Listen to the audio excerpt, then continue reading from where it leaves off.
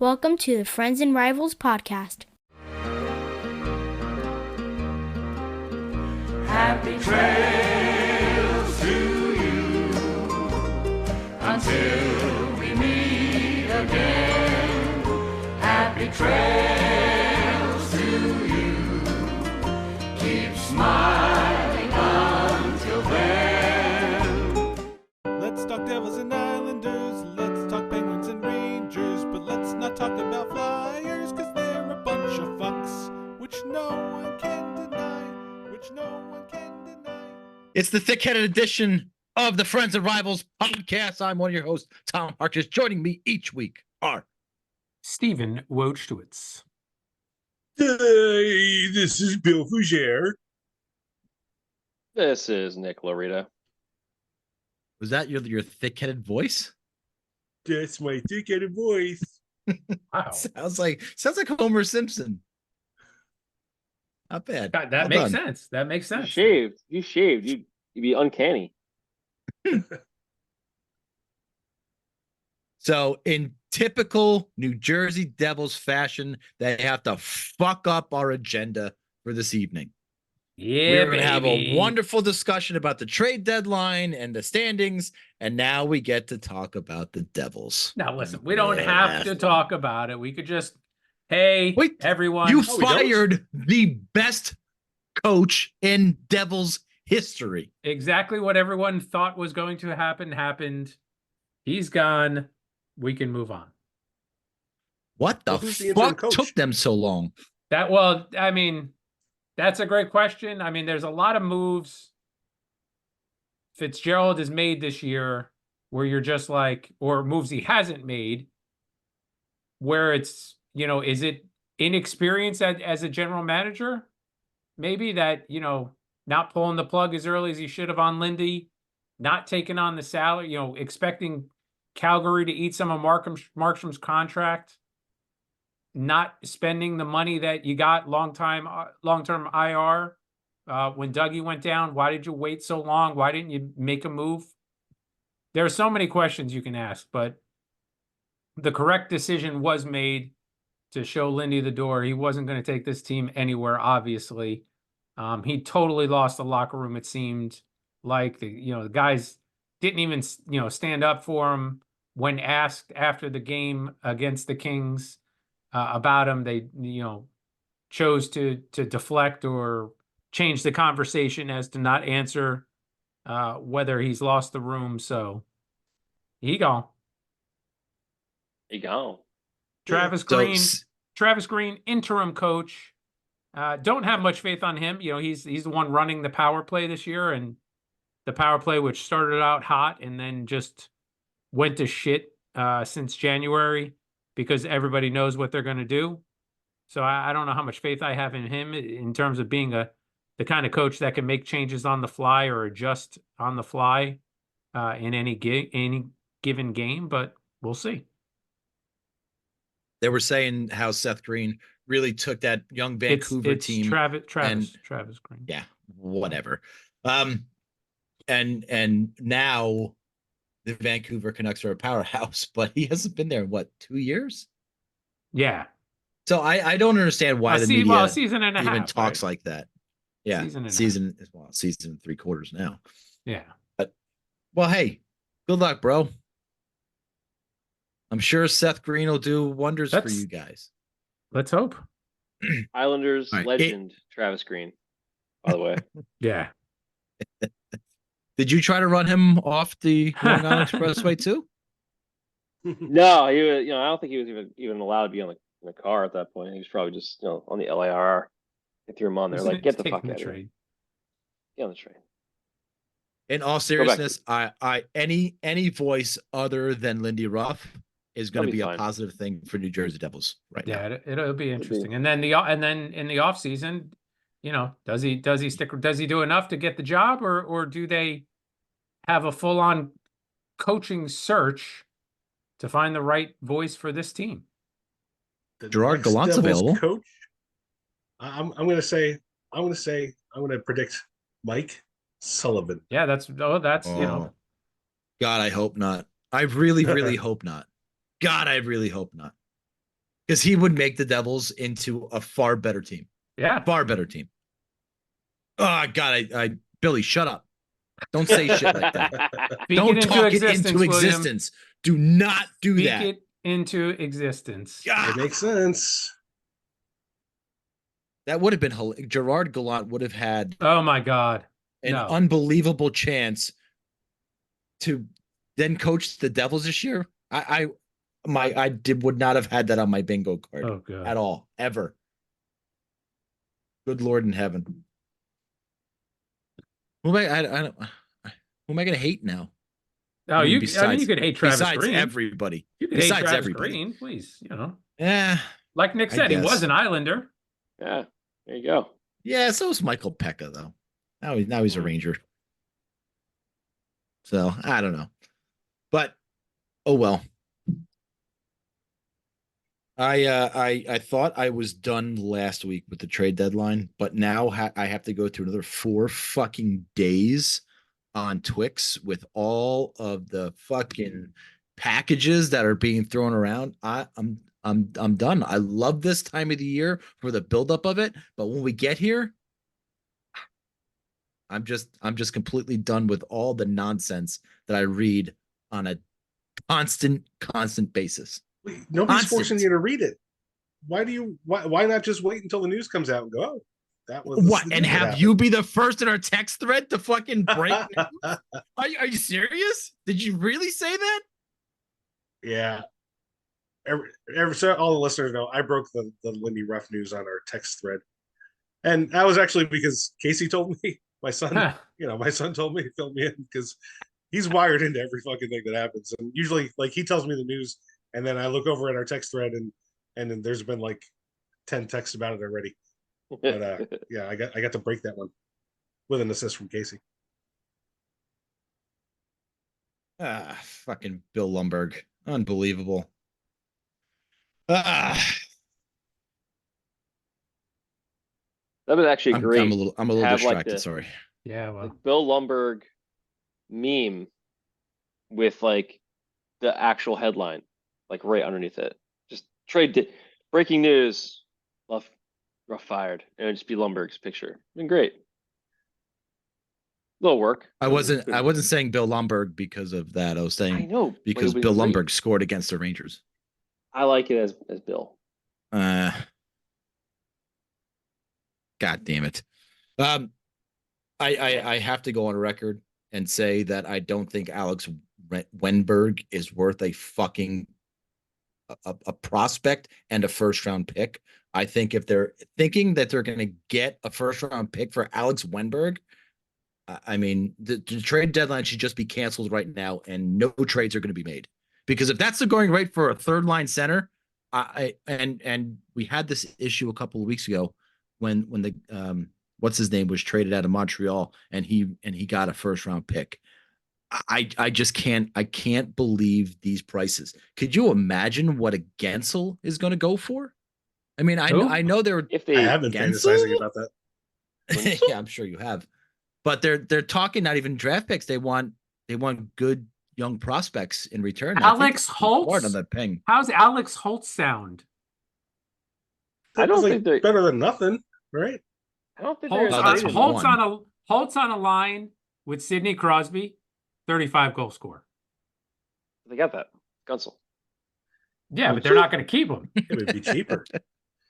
I mean, sure, but they could trade him and then re-sign him in the off season. But I mean, they're not going to move him unless they get a shit ton for him because they, I'm sure him and Crosby would love to play with Crosby another couple seasons. I mean, who wouldn't? Yeah, who wouldn't? Well, I mean, he's supposedly said, and a lot of things are said about people what they said that never really happened. I'd have to wait for Gensel to actually hear him come from the horse's mouth. But supposedly Gensel doesn't want to be part of a rebuild. So what are the choices? If that's the case, he's not going to resign with the Penguins at this offseason, if it's true. Well, you would get probably a ton for him, depending on who's going to trade for him. I mean, we were talking about Vegas earlier because Mark Stone going on LTIR with his back Shocking. injury. Unbelievably shocking. No. And no one saw this. Nick, he has a ruptured spleen. Not a back this time. It's a spleen. Oh, it's a spleen? It's a spleen. If it's a spleen, then why are they saying he wouldn't be back for the playoffs? I mean, come on. He'll be back for the playoffs. Didn't Peter Forsberg have his spleen removed and he was back in the next game or some shit in the playoffs all those years ago? Listen, he'll be out for a bit. He'll be out for a couple weeks, and then they're just like, "Hey, take it easy, relax, don't." Right? Yeah. We'll just say it's a back thing, and then you come back. You've had all these weeks off to recoup and be ready for the playoffs. No, it doesn't hurt anybody. You get to sit up and eat bonbons and do what you want. Watch fucking stuff. Anything you want. Any bonbons? Bonbons are fucking delicious, by the way. Do people still eat bonbons? Bonbons are so delicious. What, like the ice cream bonbons? Yeah, the ice cream bonbons. Is that a real bonbon? I mean, what is a real bonbon? I have no idea. Something housewives in the 50s used to eat. I only know them from Peg Bundy from Married Children. Were they like little cake bites, or were they always made of ice cream? Because I've only associated with bonbons as ice cream. I only know the ice cream kind. Yeah, I don't know the. Bill, you're. Bill, I have to assume you know. I have no idea. I have no. Wow! I'm shocked that you don't. I'm shocked you don't know this. I could Google. It looks like literally chocolate. Shocked. It's gotta be ice cream. Chocolate with vanilla inside it. That's gotta be it. Bonbon is a Swedish candy. No, they're not gonna be the right shit. It's a small chocolate confection, usually filled with liqueur or other sweet alcoholic ingredients, and sold wrapped in color. Oh my god! I don't think you could say that. Wrapped in colored foil. What the fuck? Of course you Thank can. God it's not February anymore. I expect right. Nick to It's say March. that, not you guys. Sorry. Oh boy, here we go. The month of the Irish. Speaking of which, I must get the drink. Oh no. Killian's Irish Red, I'm sure. Ooh, I haven't had one of those in a long time.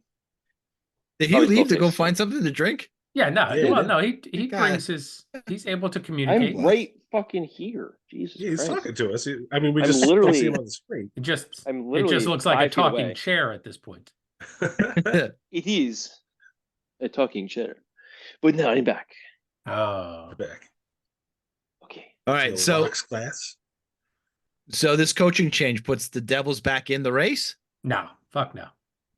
No, it's too late. Why are they being so aggressive at the trade deadline then? Well, how are they being aggressive? What moves have they made? Nobody has made jack shit. Well, so how are they being aggressive? All reports, they're involved in just about everything that I'm reading. You're complaining about having to deal with Twix this week, and now you're citing sources on Twix Absolutely. about how involved the Devils are. I feel like you're making up half these rumors. Yeah, no, it's not. I don't think they're going to be involved. The biggest debate right now going on with the Devils as it relates to the deadline is, are they going to keep Toffoli or are they going to trade Toffoli? So I don't really see them making many deals beyond a decision on that. Are they going to keep him? I think they're just foolish enough to keep him. I think if you don't re-sign him, it kind of makes that the Sharangovich trade kind of it makes you look stupid, because you could have had a player that is playing just as well as Toffoli at a much cheaper price. So you gotta sign him in order to justify that move, I think.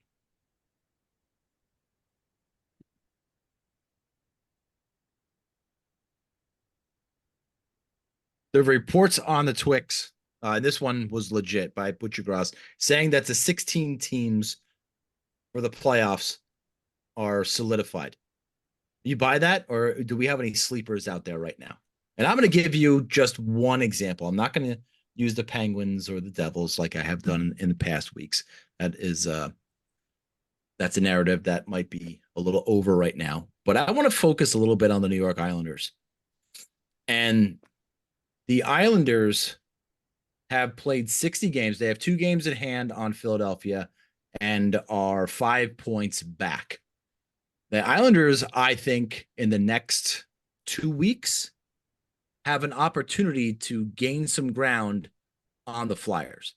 So the Flyers schedule, including tonight, they're 1-1 with St. Louis tonight. Then they play at Florida, at Tampa. They get home against San Jose, and then Toronto, Boston, Toronto, Carolina, Boston. So those are the next almost 3 weeks. The Islanders, on the other hand, get St. Louis, San Jose, Anaheim, LA, Buffalo, Ottawa, the Rangers, Carolina, Detroit. The schedule certainly favors, in my opinion, the Islanders, and they could potentially gain some ground on the Flyers for that 3rd spot in the Metro. Yeah. I would say it's interesting if you look at it right now, because not only the Flyers, but Detroit and Tampa are fuck the Flyers, of course. Fuck the Flyers, yes.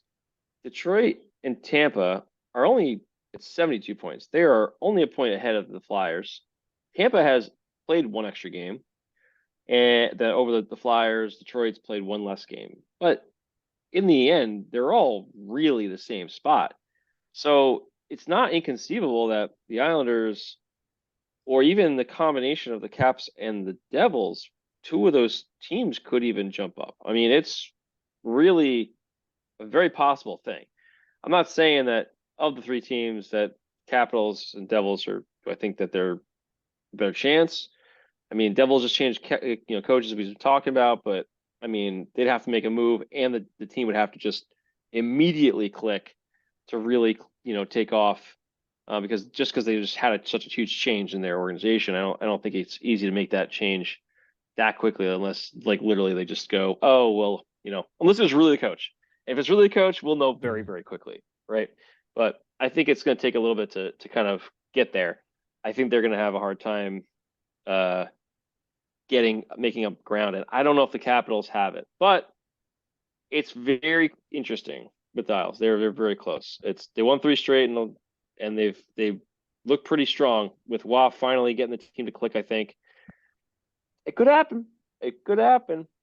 I would throw a different team out. I wasn't thinking you were going to say that. I thought you were going to say a different team. I was going to say, there's 2 teams in the West right now on absolute heaters. And they're both, well, one team is definitely selling. The other team, we all thought was a seller, but now they're in the playoffs in Nashville Predators. But the Calgary Flames are right behind them. They're in the same kind of boat as the Islanders in the East. They're 2 games in hand. There's 65 points compared to 72, where the Kings. 7 points, though. That's a lot. 7 points. But they've won 5 straight, and they're supposedly sellers. Now, I'm just saying it is a bit of a hot streak, and they're about to dump Hannafin probably and Markstrom.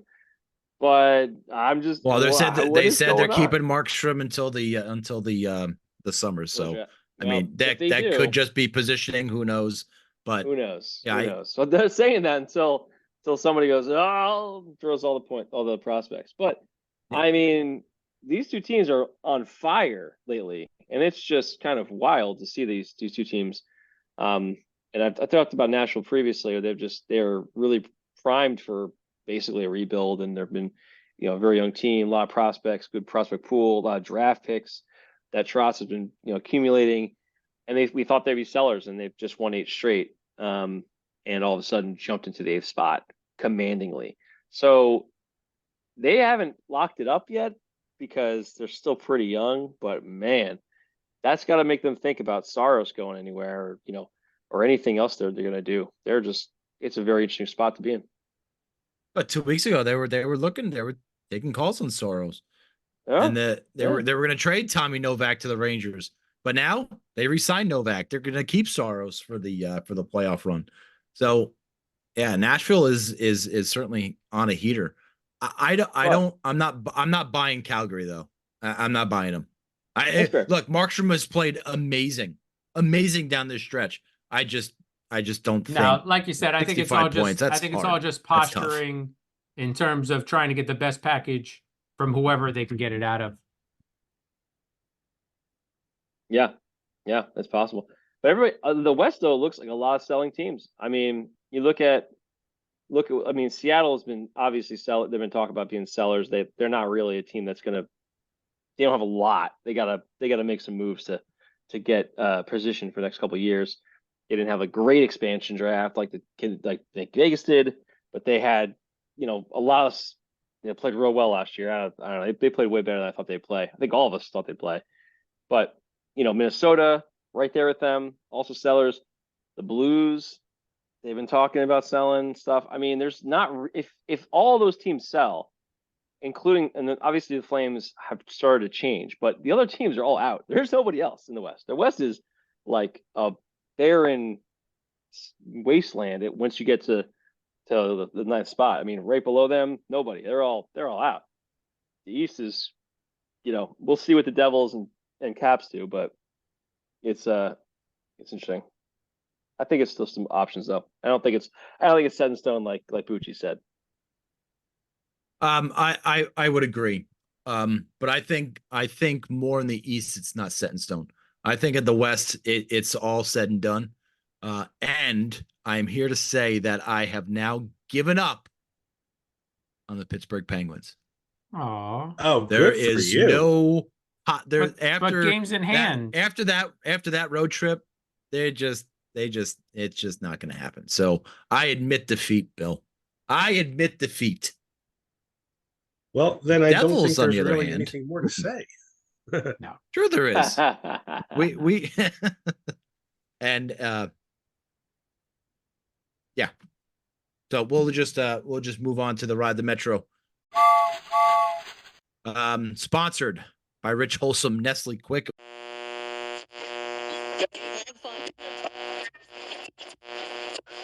Hello, boys and girls. Do you hate the taste of regular milk and need energy? Try Nestle Quick. One sip and you can feel the energy in your muscles. Nestle Quick, now available in chocolate and strawberry. They say the real men drink pink. Then I'm a real man for sure. But if you like the brown, I still love you for who you are. Because it's time for acceptance of everyone, all preference. We're all quick on the inside anyway. Nestle Quick, it does the trick. We are going to start with the aforementioned Pittsburgh Penguins. Yeah. So the West Coast trip, they started out in Vancouver with a overtime win.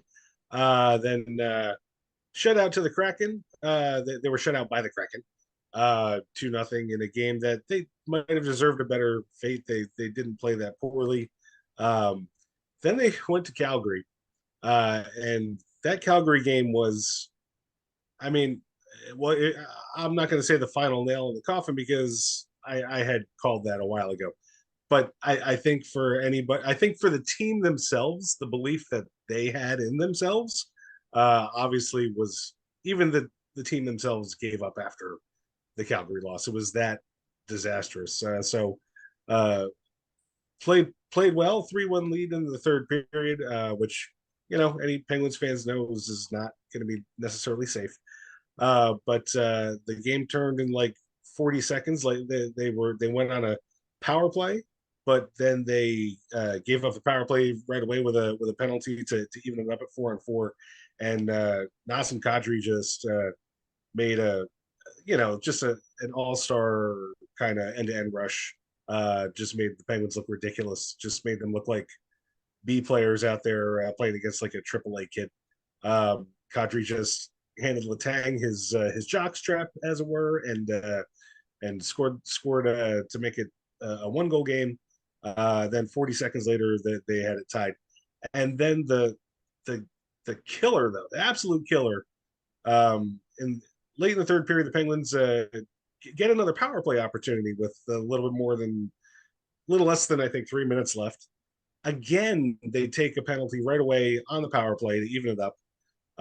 And then as that penalty expires, and Calgary goes on a short power play, Ryan Graves has the puck in his own end of the ice and has a forechecker a few feet away from him, but peeling off. He had all the time in the world. And he sent a pass to Chris Letang instead of clearing the puck down the ice because he could have iced it because they were killing a penalty. And he sent the puck to Letang, who also could have just one-touched it all the way down the ice, but he held it there and just had it stolen off of his stick, and it turned into the game-winning goal in a couple seconds later. So Graves Letang had completely not in the game in what for them should have been like the biggest period of the year, if they actually had any expectation of getting back into the playoff race, and they just let it go. So that was that. The next night you could tell it was. I mean, you could tell the team doesn't believe in anything anymore. They went to Edmonton. They got soundly thrashed 5-1. And I guess the road trip's over 6-1. I'm sorry. Okay, thank you, Tom. Thanks, Stat Boy. Yeah, so it's over for them. It ended, it has been for a while, but the other note from this week is that for the first time, pretty much ever, we're hearing like the rumblings that Mike Sullivan has lost the locker room, and that came from our friend Jeremy Roenick. And so when you're losing, you're going to lose a locker room. I mean, to me, I still would like Sullivan around to coach this team in the future. But on the other hand, considering where the team's got to go, considering that they've got to rebuild, and Mike Sullivan apparently has to go back and teach the basics to these veteran players, which he never had to do. I mean, Sullivan came into the team with a veteran team that was underperforming, obviously way back when, and they won the cup and the next cup and all that kind of good stuff. Is Sullivan, I love him as a coach, but is he the right coach for what's going to happen next with the Penguins? And that's for Dubas to decide. And that's why I said even before, if they make the call that it's not Sullivan, that could be a good choice for the Devils to fill in their coaching vacancy now, obviously with the relationship that he's got with Tom Fitzgerald and all that other good stuff. So looking forward to just seeing what the Penguins can sell this week and turn the page on the season. Mike Sullivan gets fired or let go by Pittsburgh. Fire Laviolette right now, and you hire Mike Sullivan. Whoever your coach is there a coach right now in the NHL you would keep over Mike Sullivan? Maybe John Cooper in Tampa?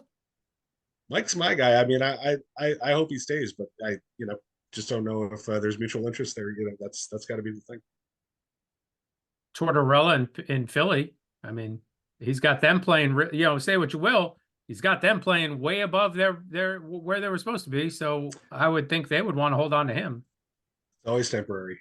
Yeah, no doubt. It's always 2-3 seasons at the most, and then it wears out its welcome. But yeah, but there's not a lot of coaches in the NHL right now that you keep over Mike Sullivan for sure. Steve, Devils. I mean, it's the same story as Bill. They're out on the West.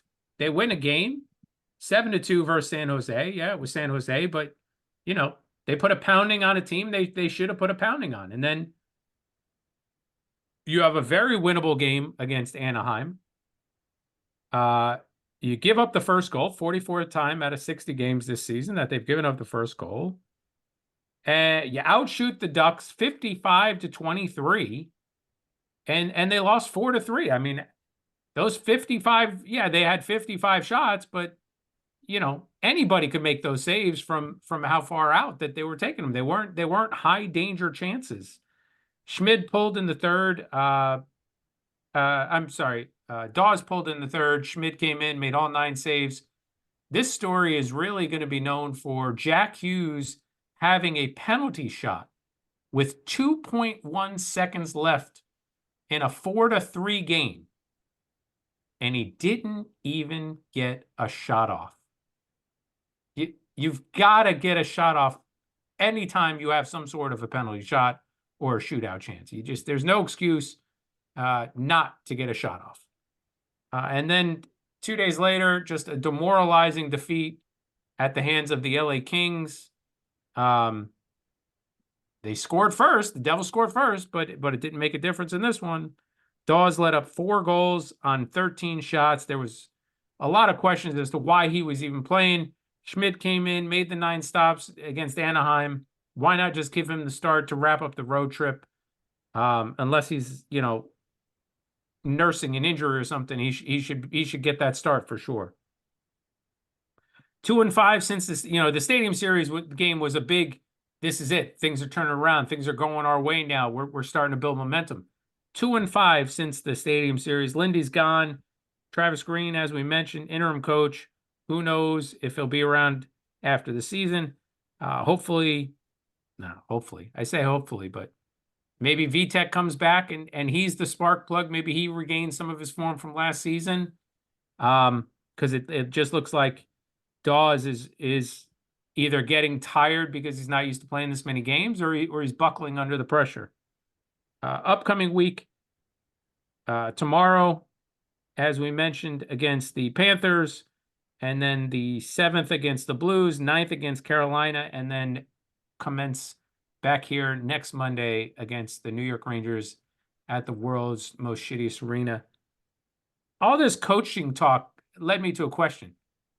If you're in a situation like Green is, and you come in as the assistant coach to take over the interim head coaching job, and you make a lot of changes before the first game you guys play, what does that say about the coach that just got fired? Like he wasn't listening to his assistants? Right? Say Travis Green comes in, shuffles the lines, maybe changes up a defensive scheme a little bit more than it's been changed up. What does that say about Lindy, that he obviously wasn't listening to the input from the assistant or associate coaches in his case? I mean, it could be. It's just, he makes the ultimate decision. So yeah, he could say, nah, fuck it. Or just maybe even, or maybe he should be saying, or maybe it shows that he didn't want to say, hey, my way isn't getting it done. This guy's giving me some good input. Let me take his his philosophy. Let me put his actions into his ideas into action. Or he just refused to do it. So it's going to be interesting to see how many changes Travis Green actually puts into effect tomorrow night, and then the following game against the Blues. Sometimes you guys got to make a change for sake of making a change, But you new can head say coach, that. new But voice. you can say that as a coach too. The coach should sometimes you got to make a change just to make a change. Maybe you just got to keep Holtz up on the top line for 2 or 3 or 4 games instead of sending them back down to the 4th line Siberia. Lindy Ruff is thick-headed. What do you want me to tell you? You don't have to blame the fucking media on their power play flaws. You don't have to tell me anything. You know why? He gone. He is gone. The best coach in Devils history is gone.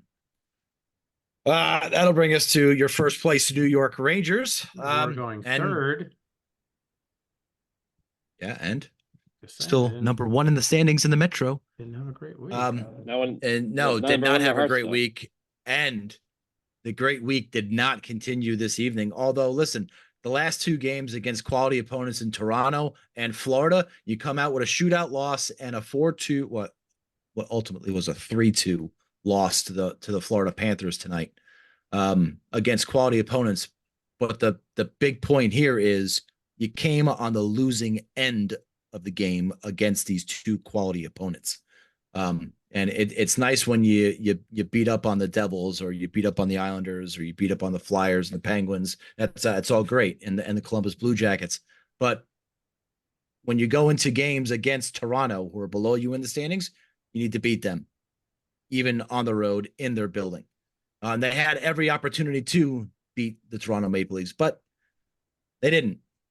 And tonight, coming home against a really good Florida Panthers team, and it showed some weaknesses maybe in the Rangers lineup. And there's no bigger weakness in the Rangers lineup right now than their quote unquote number 1 center. Mika Zibanejad has not scored a 5-on-5 goal since. Anyone want to take a guess? Anyone want to take a guess? Take a guess. Did we say last week, January? New Year's Day. December 23rd. Oof. December 23rd was his last 5-on-5 goal.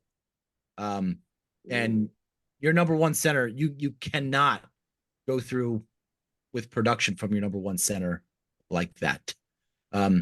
Rangers got lucky a couple of times tonight on the power play. Cooley, they kind of reviewed and I guess gave it to the Rangers, but they ultimately called it a power play goal at the tail end of the power play. And then the Kreider goal on the power play was actually a really nice power play goal. Power play goal for the first half of the season, they were 30% number one in the NHL. Since then, this second half of the season, they are 27th in the NHL on the power play. So if you want to survive in the rest of the regular season and get into the playoffs, I think you're going to need your power play. I think you're going to need your number one center. And the goal that Igor gave up tonight to Bill Lundberg, he's got to stop that goal. He's got to stop that goal every day of the week and twice on Sunday. Sure, there was a tiny bit of a screen, but he saw that and he should have had it, in my opinion. I'm sure the coach will give him a lot of slack, but this week they went and beat a Columbus Blue Jackets team on the back end of a home and home. That was on Wednesday, and we just talked about the two games tonight. Rangers month of March continues to be a very interesting month and a very difficult one at that. They have the next 4 days off leading up until Saturday night's game against the St. Louis Blues, which we will see the trade deadline come and go, and we'll see how the Rangers are retooled after the trade deadline. Is it going to be a Vetrano? Is it going to be a Wenberg? Is it going to be both of those guys? Is it going to be somebody else we don't know? Alex Tuch was a name that was bounced around the Rangers. If you can, and he only makes $4.5 million, by the way, and he's signed for the next 3 years. If you can get him at a reduced rate for the next 3 years, you might have to give up a ton to get him, especially at that reduced rate. But man, he certainly adds a lot of balance and a lot of quality at a very low price, playing that right side, perhaps with Kreider and Zibanejad. Maybe that's what's the key to get Zibanejad going. That has been a revolving door all year. Blake Wheeler was just about the only guy who fit on that right side during the course of the season. Kakko, in my opinion, has played pretty well, but he just hasn't sparked his line mates to do something 5-on-5. Matt Rempe has been such an incredible story. We talked about him at the Stadium Series, and now going with all these fights. But it's not sustainable to fight every single game in this day and age, in this NHL. It's not sustainable. But just to go out there and play good defense and be a good forechecker and go lay a hit on somebody, not too bad. However, tonight, his penalty directly led to a power play, and the Florida Panthers score on that power play. Rempe was coming down, and he either missed or he really tried to miss the Florida Panthers defenseman with the puck, because if he hit him, he would have put him on 29th Street. He would have put him through the wall. That's how fast and hard he was going. So maybe he tried to get out of the way, not to kill that guy, but he caught him with his leg and ultimately led to it was a tripping call that ultimately led to a power play goal by the Florida Panthers that gave them a 2-1 lead. So for all the hype that Matt Rempe has been getting, he does something like that kind of costs you in the game. It's a frustrating time to lose these two games to the Leafs and to the Florida Panthers. Two really good teams in the standings that you should play well against. And listen, they did play well in these two games. They just need more. They need more from their number one center, who hasn't scored since December 23rd. We say that again, December 23rd. And this is supposed to be Mika March. Well, it's March, and we've played 2 games in March, and I haven't seen any Mika madness as of yet. Hopefully it's to come. Trade deadline, again, Friday. They got St. Louis on Saturday night, and as Steve mentioned earlier on, we get a date with the Devil on Monday evening at the world's most famous arena. Nick, Icelanders. What's this? We're in the last spot this week?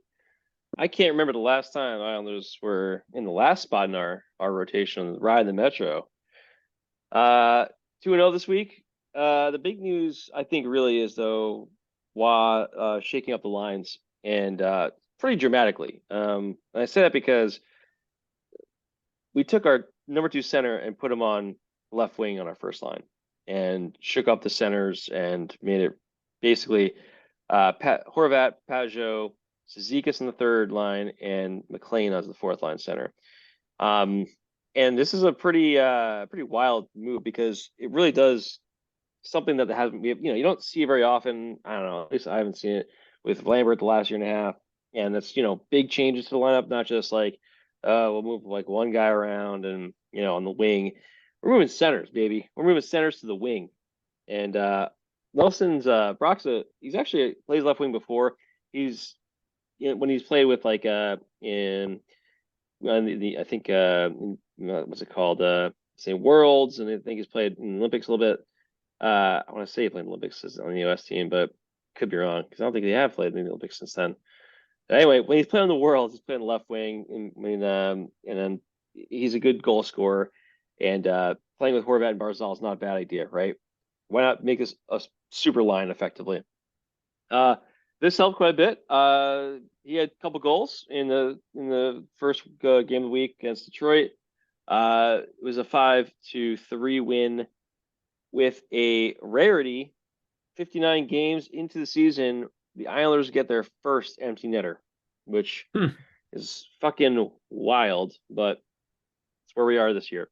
So nice to not actually have to go to, steal the game, not have to go to overtime, which, has been the Isles' MO this year. I think they're tied with, I think Boston, if I remember correctly, with the most overtime losses in the season, some stupid number, 14 or something, whatever it is. It's horrendous. Anyway, we moved up Zizekas into the second line, the third line center with Engvall and Holmstrom, which is a really interesting line to watch.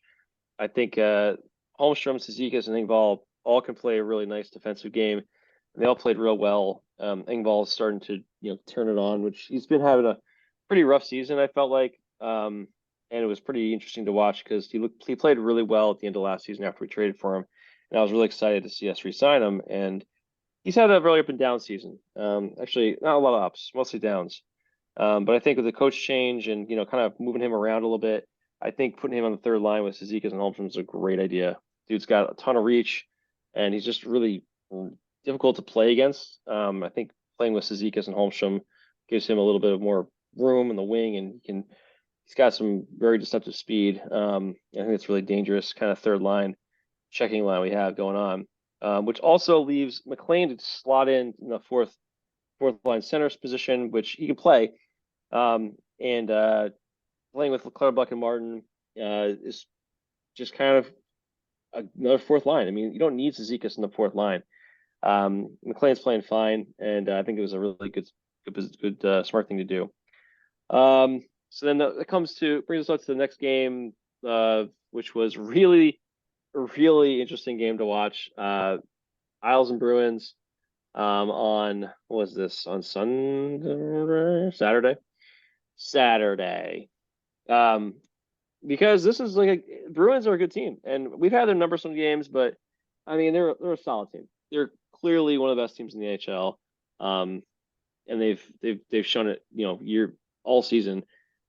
Isles fucking mopped the floor with them. I mean, this was the first time I watched them all season play a team like this and have such a one-sided affair through the first two periods. I mean, the whole it was just nonstop high percentage chance, or high percentage chance. The Bruins had a combination of playing maybe the worst game of the season against Isles playing one of the best. I mean, it was so lopsided.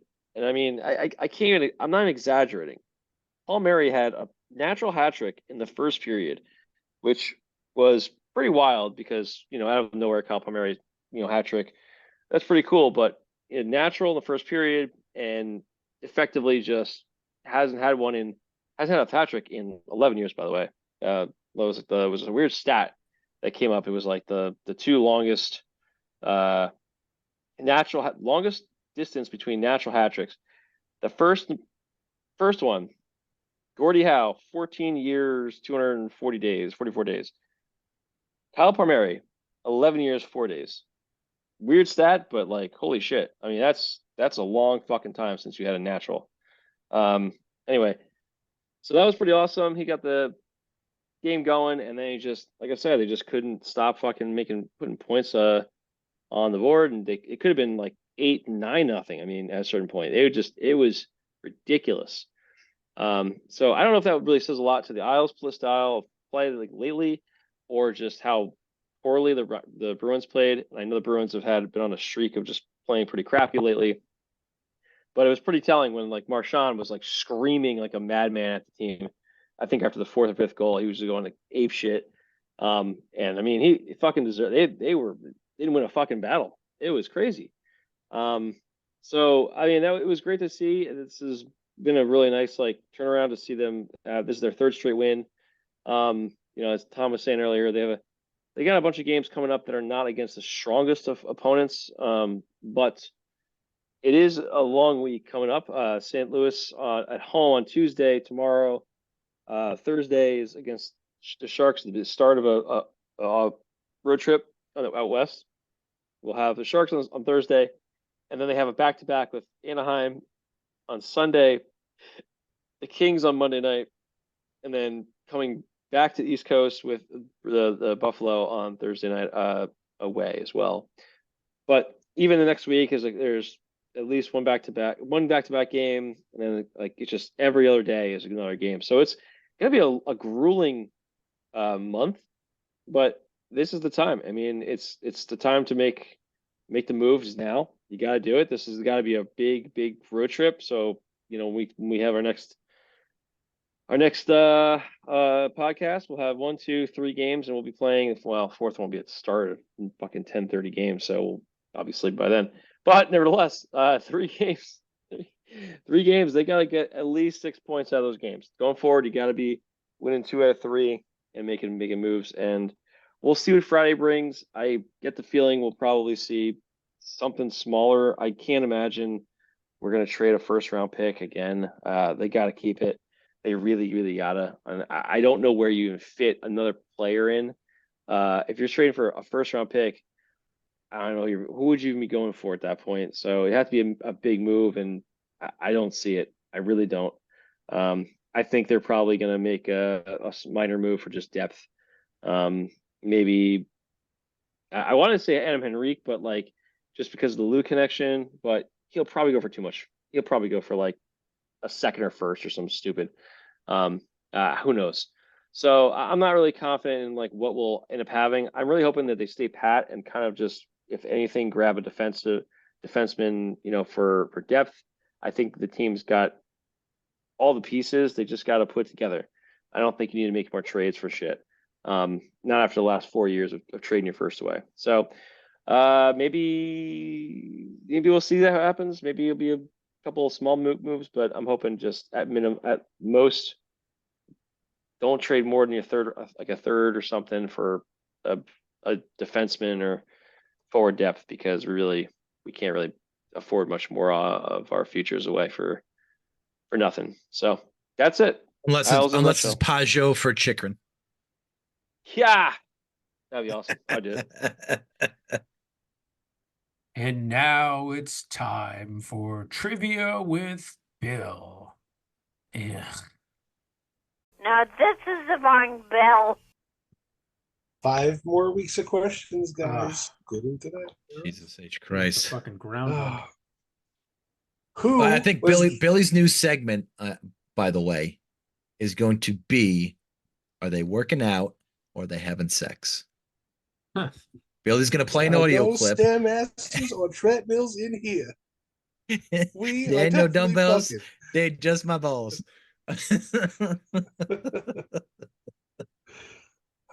Okay. So for today, that's a great idea.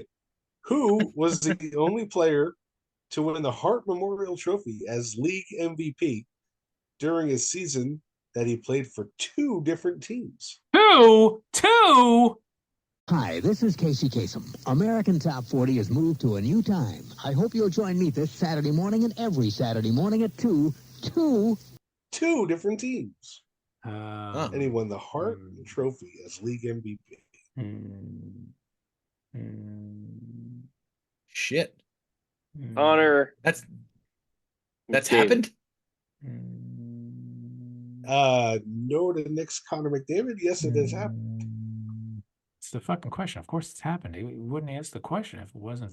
Patrick Elias. Yeah, it's not one of those trick questions. None of the above. Patrick Elias. Not Patrick Elias. I'm going to say this was not recent. It depends on how you define recent. I mean, I would say this happened before 1980. That would be incorrect. Incorrect. Leon Draisaitl. Not Leon Draisaitl. Did Yager win it when he got traded from Pittsburgh to Washington? No, sir. Which I think happened in the offseason anyway, didn't it? No, he got traded to Washington. Oh no, you're wrong. I don't remember. Jaromir He got Jagr. traded from Washington to the Rangers in season. Ray Bork. But I know he didn't win a fucking was trophy. But not Raymond Bork. Just trying to think of big names that Wayne Gretzky. Motherfucker. Not a Wayne Gretzky. Couldn't have been Lemieux. I mean, for Yager, Lemieux, Gretzky, that was the Hart Trophy for quite some time. Well, actually, no, that was a scoring race. That wouldn't necessarily 80s? wasn't. Is this 80s? Not the 80s. Did this player play Jesus in the 1990s? Yes, this player played in the 1990s. Mike Gartner. No, not Hart. Great. He won the Hart the season he was traded. Yes, that's the traded fucking mid-season, question. right? Oh my God, that's the fucking question. Yes, That is exactly what we're saying. the question, jerk. Eric Lindros. Definitely was Not not Eric that Lindros. fucking mental midget. Brett Lindros.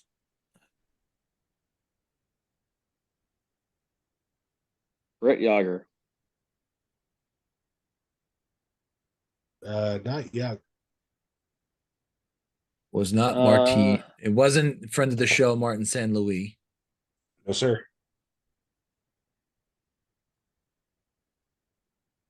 Bill, this player was traded during the season they won the Hart Trophy. Yes, Tom. Yes. For the 12th time. No, that was Steve, and it was the Oh, I'm second sorry. time. That So was the question. that's good. No, it's good. Good. That's the joke. Good. Way to go. I'm wondering if he's giving us some sort of a clue. Yes, I'm trying to give you some sort of clue. Bruce Driver. Definitely not Bruce Driver. No, I'm just going by who you look like right now. Oh, really? No shit. Jumbo Joe. Joe Thornton. Yeah, Joe Thornton. Joe Holy shit. Thornton is correct. Wow. God The damn. year he was traded from Boston to San Jose, 2005-6. Wasn't that the beginning of the season? Wasn't that like before the season started? Still, he was still traded into the season, even if it was after the game one. God damn. I forgot he was the. Yeah, I was thinking like 90s. Like I didn't think of it because he won it in the early 2000s. It wasn't the 90s. He won that. He played in the 90s. Right. He did play in the 90s. He started playing in the Joe Thornton's first season was 1997-98. Jesus Christ. Yes, sir. Wow. Wild. Jesus Christ. He played for a while. Yeah. Long time. Until 2022. Holy shit. That would be a long time. That would be a very long time. All right. Money Talks with Nick. Let's go. Money, it's a gas. Grab that cash with both hands and make a stash. New Puck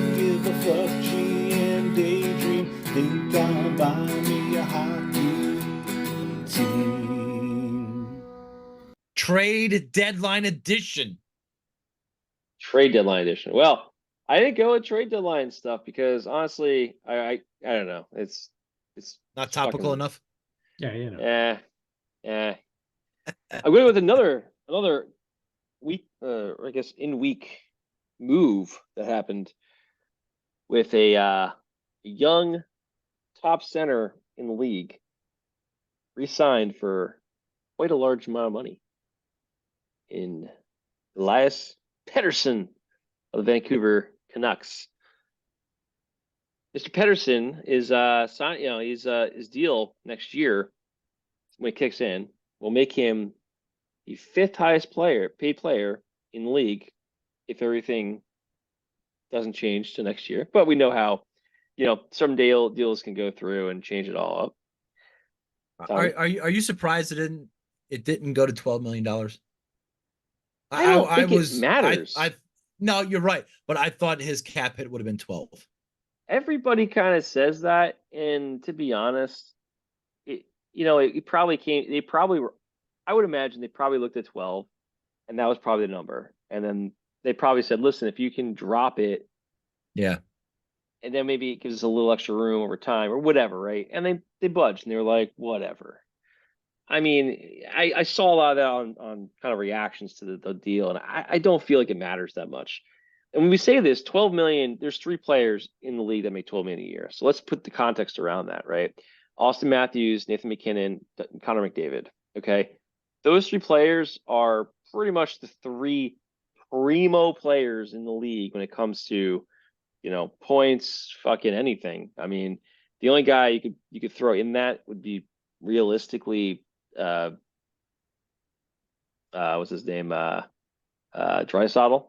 But even he's like, I mean, yeah, I don't even know. I mean, I feel like, yes, you could, but he kind of is that Malkin to Crosby. I don't feel like he's that guy as much. Like if he left the team and then somewhere else, I don't feel like he's very good. Don't get me wrong, but I just don't see it as much as those 3 guys. Those 3 guys, to me, yeah, I get it. So anyway, Panarin's... It's the Jordan Pippen syndrome, right? Would Pippen still be a Hall of Famer if he wasn't on Jordan's side? Yeah, he would be an amazing player, but not a Hall of Famer. Wouldn't have won 6 times. Wouldn't have won maybe he would have won. He definitely wouldn't have won 6 times. He definitely would not have won 6 times. I agree with that. For sure. So anyway, rounding it out is right now at the current where we are. So it's Matthews, McKinnon, McDavid. They're written at 13, 12, and 12, ish, with some 12.5, number of McKinnon and David. Panarin's at 11.6. Then with Pettersson, Nylander at 11.5. Oh my God, William Nylander, $11 million for William Nylander. Jesus Christ, he did a fucking flyby against the Rangers on the Lafreniere goal that he just was lollygagging it out there. $11 million player on a Saturday night game against the Rangers, and you're fucking lollygagging it. The 6th highest player in the league. Let's be very clear. Not just 11 million. 6th highest player. Next year, Toronto has right now the top 4 of the top 12 players paid in the league. Tavares and Marner both got knocked down out of the top 10 this year after Pettersson and who else's deal? Was it Dahlin's deal? I think Dahlin's deal is the one that kicks in as well. Knocked him out. But anyway, so Nylander, Carlson's 11.5. Erik Karlsson, the defenseman for Pittsburgh. To be clear, Pasta 11.25, Doughty at 11 mil, and then Dahlin at 11 mil. And then you got Tavares and Marner 11 and 10.9. I mean, and then you got Carey Price, by the way, number 13th player. Just saying, that's pretty crazy to say that he's still 13th highest player. Anywho, the whole thing I was going to say was, is Pettersson worth the deal? I think that's the question tonight. It's a pretty large deal, obviously, the 5th largest in NHL, not history, but I think there's been some deals that are in between that when the cap wasn't there. But I think it's a pretty insane amount of money for William Pettersson. The interesting thing is he is the 2nd youngest guy in the top 10. in terms of cost, highest cost of contracts, with Darlene being 1 year younger than him right now. But outside of that, I mean, he's a pretty good player. He's obviously the franchise player in Vancouver. They didn't want him to go anywhere. Is he? He's not. Is he? Is he?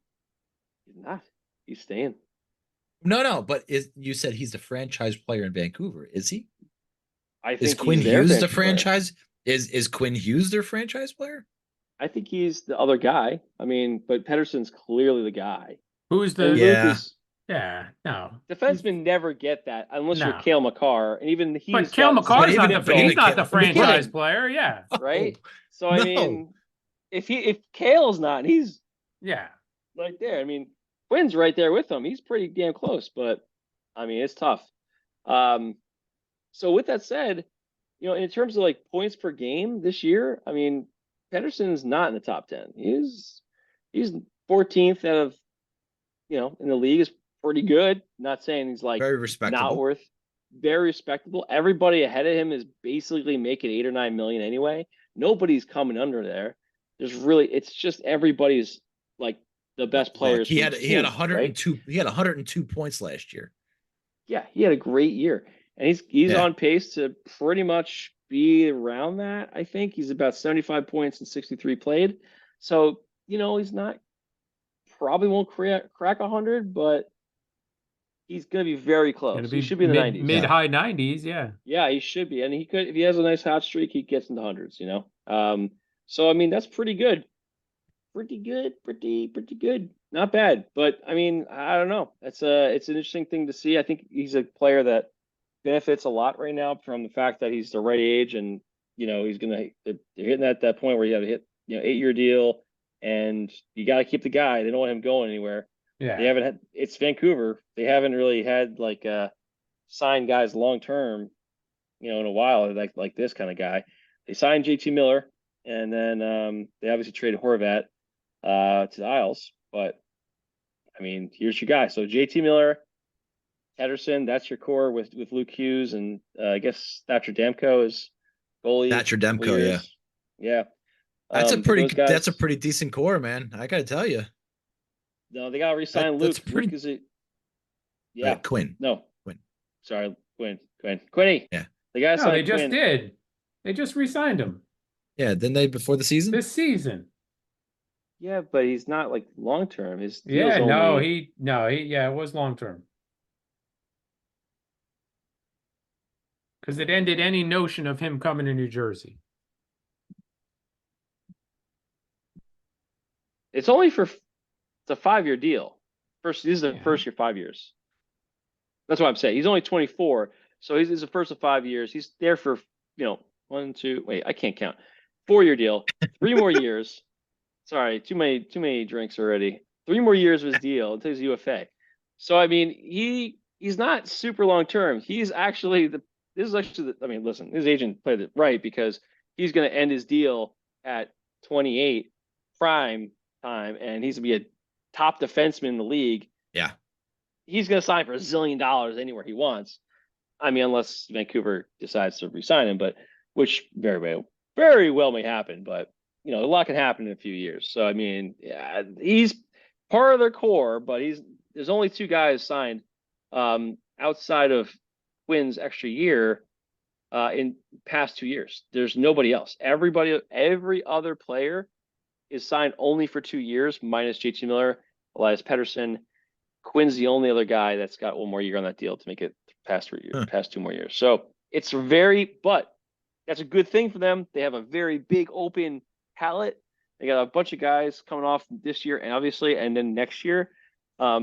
Defensively, they have all UFAs and 1 RFA. I mean, they're basically they could remake their team. It's gonna be interesting to watch them, and if they can continue this play. But I really thought Pedersen's deal was interesting. I didn't think he's not that he's a bad player in any capacity. I think he's just going to benefit really well. He's a very good player, but I think he's going to lucking out real hard, and he's hitting that 11 mil, almost 12 million year range. And you know what? Every single deal makes certain guys like Barzal, Horvat's deals look good. Jack Hughes deal looks good. I mean, you got quite a few deals that we're going to be saying, wow, that they dodged the bullet because the cap did not increase yet, but then everything's starting to kick off. Now this So- this summer is going to be the first. This is going to be much more common this summer than what we've seen in the past. I would tend to agree. I think these are going to be definitely more commonplace. Now, when a Canadian team signs a player to this contract, is it signed in Canadian dollars? Yes. Pesos. Did he leave a lot of fucking money on the table by playing in Canada? By playing in Vancouver. No, I mean, he could he's afford spending the maybe money in Canada. Well, 12 yeah, no, million a year. I got you. Might have But he gotten could have him went like to the U.S. and got a $12 million contract. That's what I'm saying. you could have went to Florida or Texas and gotten Yeah. a little Well, more money. not everybody's going to do that, right? Because it's Nobody not wants available to for go everybody. those places. Yeah, but he can afford a place. It's like what You can get a nice 3-bedroom in Canada. Yeah, Nice he can 3-bedroom, 2-bath. that Nice 12 mil. 3-bedroom igloo. Yeah, Very He can nice. afford a igloo somewhere near Vancouver City. He's it's a little expensive out there. Throw him some change for his fare. Anywho. Well, hey, good luck, Vancouver. Good luck, bro. All right, let's go to the state and Steve's stomach. Oh, that feels better. Brought to you by Coca-Cola Zero Sugar. Right here, we're saving calories. Round here, we all look so lean. Round here, we enjoy Coke Zero, but sacrifice flavor, no. Round here, Coke Zero's the way to go. This one's going to bring us to the year of our Lord 2010. Please go to January 4 of the year of our Lord 2010. might as well be 2009 if you're going to go that early in the year. But it's not. It's 2010. January 4, 2010 was a Monday. First day back to work. Half a Gatorade for breakfast with peanut butter cups. Breakfast of champions. Lunch was leftover sausage, probably from Christmas. A can of Coke and a small bag of potato chips. Dinner Ruffles? was tacos. No. You know why not? Let me explain something to you. We're just going to take a little break here from what's in Steve's stomach to. This suddenly got interesting. Peel the onion on Steve a little bit further. Let's go. I want to learn about the potato chip thing. No. This isn't a Steve thing. This is a Ruffles thing. You can't go into a convenience store and get a small bag of plain Ruffles. They do not sell them in retail establishments. You can get small bags of flavored Ruffles potato chips, but you cannot get small bags of plain Ruffles potato chips. Why? You can go to Costco. You can get the variety pack where they have like 4 or 6 bags of Ruffles small individual served potato chips. But for some reason, they do not sell them in convenience stores and delis. It sounds stupid to anybody else? Hey, talk to Fred Ruffles on that one, pal. I don't know. Weird, wild stuff. Dinner it's Ray Ruffles, by the way. Dinner was tacos and a can of Coca-Cola. I did go to bed early that day for some strange reason. What's early? What's early? I don't have a time written. It just says bed early. And the Gatorade that you had for breakfast, what color was it? Probably leftover from something else. Thanks. Leftover get what? Thanks. Why would Gatorade have to be left over? No, Bill, it was left over from something. Okay. When did I must have had the Gatorade in 2009 because it's not in this book. So Tom, why did you pick Monday, January 4th in the year 2010? Could you get the 2009 book? I'm I'm kind not of curious. I'm not doing that much work. It's by your foot, probably. You go ahead, can't wait start but I don't your know what little happened. story. I'm so sorry for making you bend over and picking up the book. Start your little story, and I'll see if I can find where the other half of that Gatorade went. I'm waiting to find out if he came or what. What, Steve or the person in the story? I don't even know yet because you haven't started what the reason. Because it's a she. Ooh, did she come? I know. Oh, I know. Last week, it was the poor Domino's delivery guy. This week, a woman is charged in a McNuggets attack.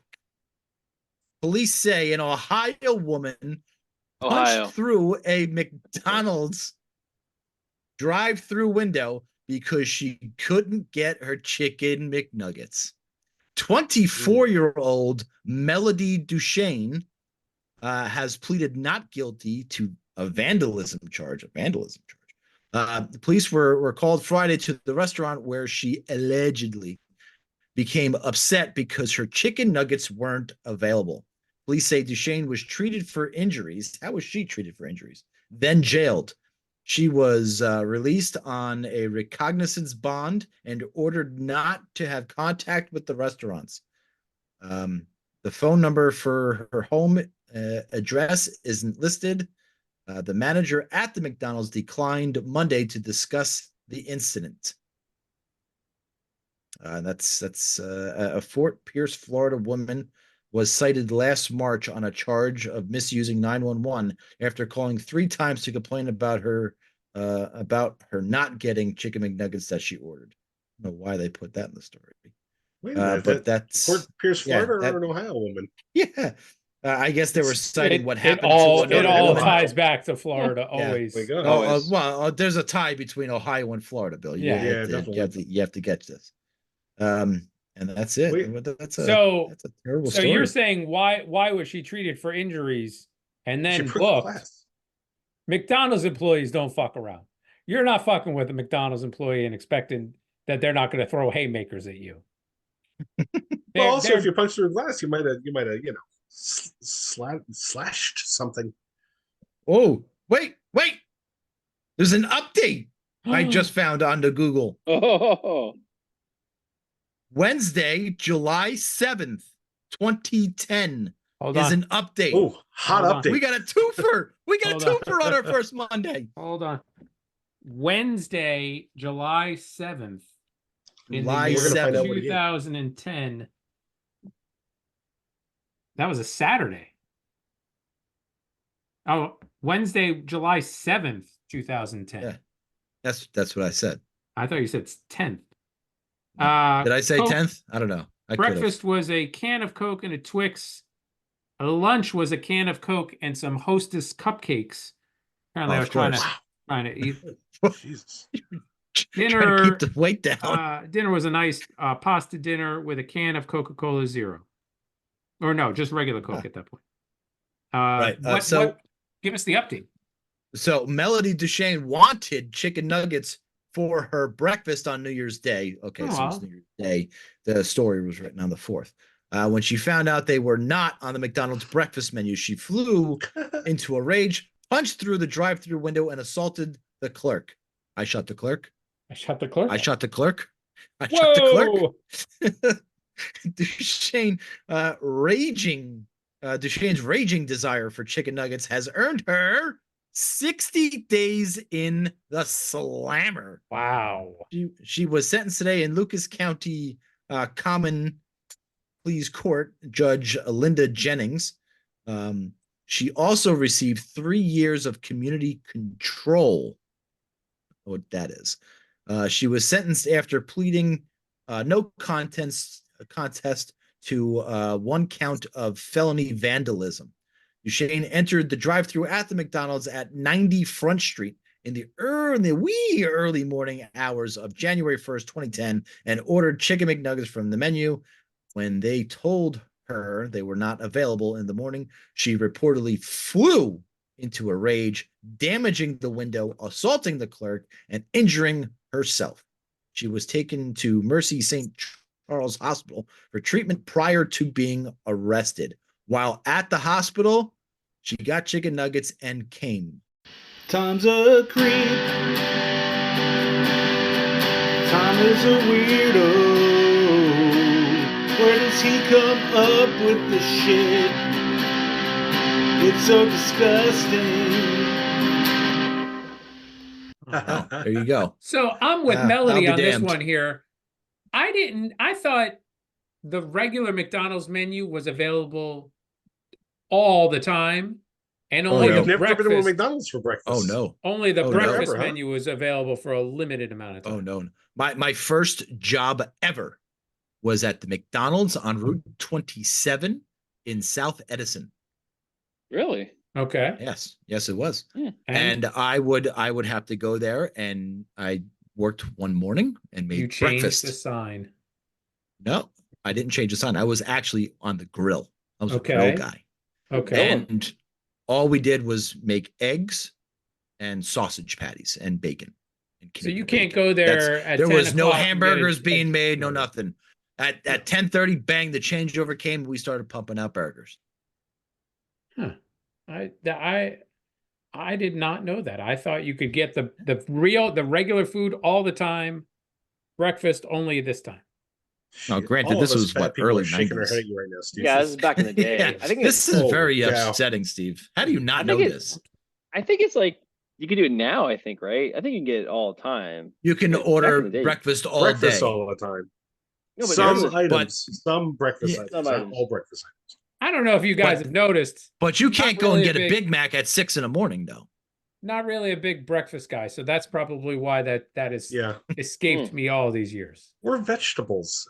I never hear about the vegetables that you're enjoying, to be perfectly honest. Are they covered in chocolate or No, they're Deep fried? He uses Coca-Cola Zero Sugar as his salad dressing. Is nougat not a vegetable? Yeah, not No. a vegetable. Not in the No. vegetable food group. Not a caramel? vegetable. Interesting. Sounds vegetable-y. When they start making vegetables with cream fillings, then maybe I'll get on board. I had an Asian salad for lunch. It was delightful. A little wonton, Good. little almond on Oriental there. salad. Fucking delicious. Fucking delicious. Tom's just discovering the Oriental salad. Yes. An No, Asian no. is a person. Asian- An Oriental is to describe a thing. So No, it says Pretty fucking Asian right on the fucking bag. they don't know what they're doing. It's It's Florida. Florida. It's Florida. Come on. We're all going to a clan meeting with Nick later. Come on. You gotta know that. Oh, I am down to 207 pounds. Wow. nice. December Did you mean to end the 23rd, I podcast went before to a. giving that information? What's that? Did you mean to end the podcast before giving that information? No, Or I is don't that- give a Oh, all right. shit. On December 23rd, I went to a doctor's appointment. And I weighed in at 225 pounds, and I decided to make a lifestyle change. And it has been wonderful, and I've been hungry ever since. Congratulations. But I dude. feel, Awesome. but I feel better. I feel so much better, and my golf Good. game has improved. So that's really the whole point of that. My golf The game only is so much motivation better. he needs. It's the only motivation he needs. Golf game is so much better. Ah, God in heaven. Well, you know what? I wish I drank. If I drank, I would be drunk every single night this week. Just Because to I brew it. just some idiots on Twitter. I mean, it's not the beat writers. I like the beat writers. They give me the information that I need to do this drivel. It's everybody else. It's all the fans. It's all the stat boys. It's all the other people on Twix that make it just a very intolerable place. But what are you gonna do? What are you gonna do? What are you gonna do? What are you gonna do? What are you gonna do? Stay off the Wrap it up. Twix. I That's guess. what you're gonna do. What are you gonna do? No, Wrap up the I'm- podcast. I am not going to stay off the Twix. I have to beat Billy to every deal on Friday and leading up there. Because if he Wrap gets up one in, The podcast. it is a failure, Nick. It is a failure. Or you could just wrap up the podcast. So that's going to do it for us. don't forget to go on the Twix at friends_rivals and give us a little follow while you're downloading our podcast on Apple Podcast or Spotify. Go ahead and turn on notifications so you never miss an episode of the Friends and Rivals podcast. Billy, say somebody. I actually got to ask our listeners maybe a question. I got to reach out for help here because I'm getting over pneumonia and I've been taking steroids, and I thought that it was a lie how your balls shrink. I thought that was just like something people said. So I'm just hoping somebody can tell me when I'm going to get my balls back after I finish my steroids. Please help. Oh, my friends and rivals. Flyers fuck, flyers fuck, flyers fuck off. Flyers fuck, flyers fuck, flyers fuck off. I got to go zap my back. What? Thought you're feeling better. What do you got to zap? No, I had a cup of coffee this morning. I got up to make another cup of coffee, and as soon as I got up, I couldn't fucking walk anywhere. So Steve doesn't care. He left. Piece of shit. I don't care. He is a piece of shit. I hope the Prudential Center burns to the ground. I hope that the Devils hire Spoons as their next oh my coach. God, would that be just the best? Who like Lindy Ruff was bad. I hated Lindy Ruff more than any other coach in almost the history of the NHL. Who's like second on that list? Who right now could just be deplorable for them to hire? Oh, Milbury. Mike Milbury. Is he still alive? Oh God. Oh God. No yeah, way. he is, but I don't think they're handing him. Yeah. McGuire. Bring McGuire in. They wouldn't do that. Ottawa tried that and it failed miserably. You're looking for like realistic people, not like fantasy people to fuck them over. Yeah. Okay. Like have an actual fucking chance at coaching the team. Yeah, think about that. You did say Gallant before. I always thought he was kind of a buffoon. Torts is still coaching. Listen, Gallant is an excellent players coach. And that first year, like Laviolette, that you get Gallant to coach your team's going to be fucking awesome. It's after that where he just completely loses the room. Maybe it is Gallant. What about the guy in Detroit they hired and fired? The old Detroit coach, or the naughty boy with the phone. What's his name? Mike Babcock. Babcock, yeah. Dude, Babcock. Perfect timing. How about Joel Quenneville? He's good too. I feel like Babcock because he'd come in and start yelling at Hughes and asking for his photos and looking at pictures of his feet and weird shit, and then Hughes would be like, Wait. What's wrong with that? What's wrong with looking at people's feet? I mean, Christ. on your players, if you ask for your players. Oh yeah. You know? Oh, I would. Nick, show me your feet. Nick, come on, whip them out. Come on, show me your feet. Show me your feet, goddammit. Show me your feet. It's a family show. All right, ready? Yes. Oh my God. All right. I didn't know we were going that way. All right. Oh my God, no. I love it. What an episode. Thank God we record these. Oh my God, what an episode. Steve missed out. What about Jerry Sandusky? You think we can bring him back from the grave and have him coach the Devils? Perfect. That would be incredible. Larry How about Nazar? Who? Larry Nazar, the women's that coach. could, The doctor. That's a naughty. He was a doctor. He was a doctor. He'd always get hired. That's fine. Oh fuck! I had one. I forgot who I was going to say. Damn it! Bill Cosby. Not sure. Well, how about the guy who used to be the Devils mascot who got arrested for kid touching? He was in the organization. I'm sure they could promote him. Yeah, sure. That works. Also, good shit. That would be amazing. All right, boys. Have a great night. All right. See ya. Later. See ya.